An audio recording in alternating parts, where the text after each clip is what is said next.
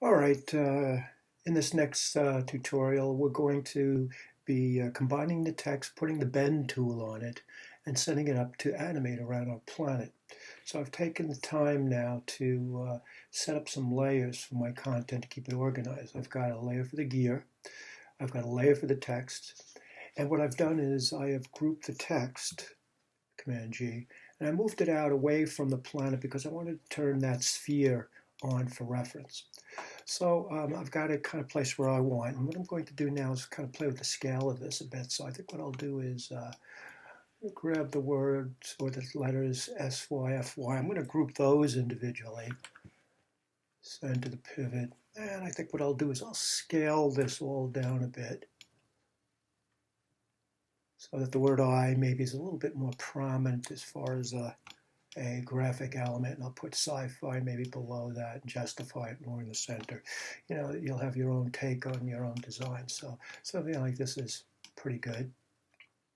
So now what I'll do is I'll shift select these as well. And I'm going to make them all one. I'll hit Command G. I'll send to the pivot, save. And I'm going to go to Mesh, Combine. Okay, so I held down my space bar, I went to Mesh, Combine. And now I'll delete by type history. And I'm going to hold down the space bar, create deformers, nonlinear, bend.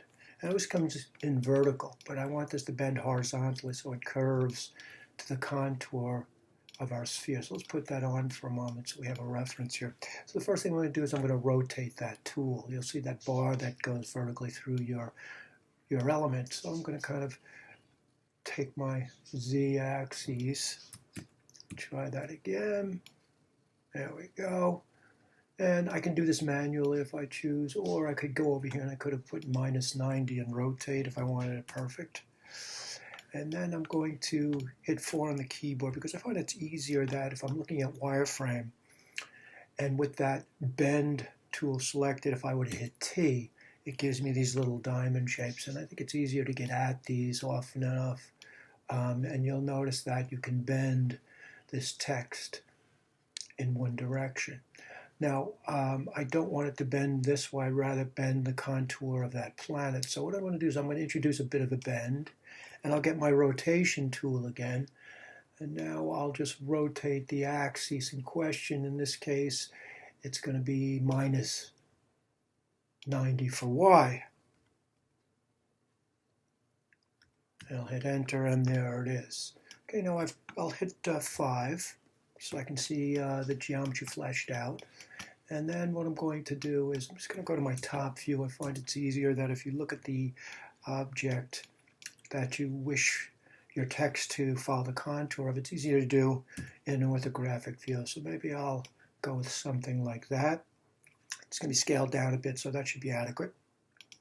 And now I'm going to select the geometry. I'm going to hit Command S to save. Now, this is still an active tool in the sense that I would have to go in and I would have to either parent the bend tool or duplicate the geometry in order to make that bend permanent. So I'm going to hit Command D and then drag the duplicate. And now that is statically bent. I'll delete by type history, and then I'll select the original bend tool and text and hit delete, and I'll hit Command S to save.